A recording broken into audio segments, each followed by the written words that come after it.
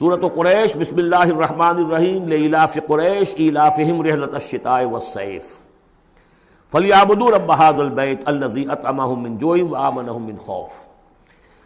قریش کو مانوس رکھنے کے لیے اللہ نے ان کے دلوں میں محبت ڈال دی، رحلۃ الشتاء والصیف، سفر کی سردیوں میں بھی اور گرمی میں بھی۔ اس میں اشارہ ہو رہا ہے کہ جو ایسٹ ویسٹ ٹریڈ میں قریش کو مونوپولی حاصل ہو گئی تھی، پہلے یہ ٹریڈ قوم سبا کے ہاتھ میں تھی، جبکہ عروج کا دور تھا یمن کا۔ تو ہوتا یہ تھا کہ ہندوستان سے اور جاوا اور ملایا اور سماٹرا، بورنیو اور چین سے سارا جو سامان تجارت آتا تھا وہ یمن کے ساحل پر، کیونکہ نہر سویس تو تھی نہیں۔ اب ایک طرف وہ ہے فار ایسٹ، ایک طرف ہے یورپ، اور یورپ کو اور فار ایسٹ کو ملانے والے کوئی آبنائے نہیں ہے، پانی۔ اور وہ راستہ جو ہے round the Cape of Good Hope, وہ تو 1498 میں واسکو ڈی گاما نے تلاش کیا ہے، گویا کہ حضور کی بعثت کے 800 برس بعد۔ اس وقت کیا شکل تھی کہ سارا یورپ کا سامان تجارت آیا تھا فلسطین کے ساحل پر، شام کے ساحل پر، اور یہاں سے سارا مال آ کر اترتا تھا یہ یمن کے ساحل پر۔ تو کچھ عرصے پہلے تک، تو کوئی 150-200 برس پہلے تک حضور سے یہ ساری تجارت یمنیوں کے ہاتھ میں تھی، یمنی قافلے لے کر چلتے تھے، یہاں سے اس مال کو لے گئے وہ شام تک، پھر وہاں سے مال لے آئے، اور یہ ایک طرح سے گویا کہ ایسٹ اینڈ ویسٹ جو ٹریڈ تھی اس میں انہیں کی پوزیشن حاصل تھی۔ پھر جب سیل العرم آیا ہے، ان پر سیلاب آیا ہے، وہ تباہ و برباد ہو گئے، تو پھر یہی ایسٹ ویسٹ ٹریڈ جو ہے یہ قریش کے ہاتھ میں آ گئی،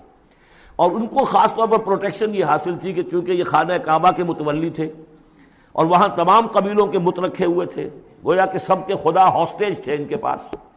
لہذا ان کے قافلے پر کوئی حملہ نہیں کر سکتا تھا، کسی اور کا قافلہ بچ کے جا نہیں سکتا،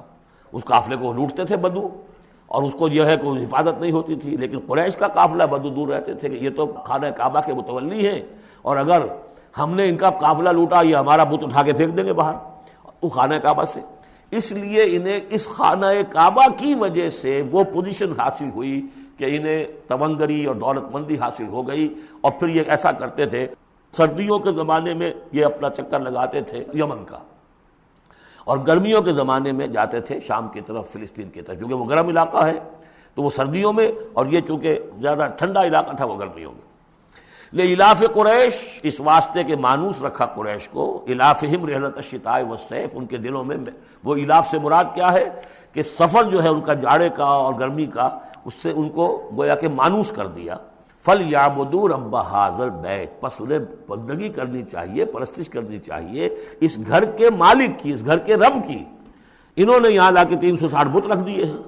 انہیں چاہیے تھا کہ خلوص اور اخلاص کے ساتھ جو اس گھر کا اصل مالک ہے، جس کی توحید کے لیے یہ مرکز بنایا تھا ابراہیم نے، ان کے جد امجد نے، اور کہا تھا کہ ربنا لیقیموا الصلاۃ، تیری نماز قائم کرنے کے لیے میں نے یہ گھر بنایا ہے، تو اس کو انہوں نے جو ہے بت کدہ بنا دیا۔ دنیا کے بت کدوں میں پہلا وہ گھر خدا کا، ہم اس کے پاس ماں ہیں، وہ پاس ماں ہمارا۔ تو کرنا یہ چاہیے تھا الذی اطعمہم من جوع، جس نے کہ انہیں طعام پہنچایا اور بھوک سے نجات دی، انہیں غذا دی، انہیں دولت دی، وآمنہم من خوف، اور ان کو امن دے دیا ہے خوف سے، کہ ان کے قافلوں کے اوپر کسی حملے کا خوف اور اندیشہ نہیں ہوتا۔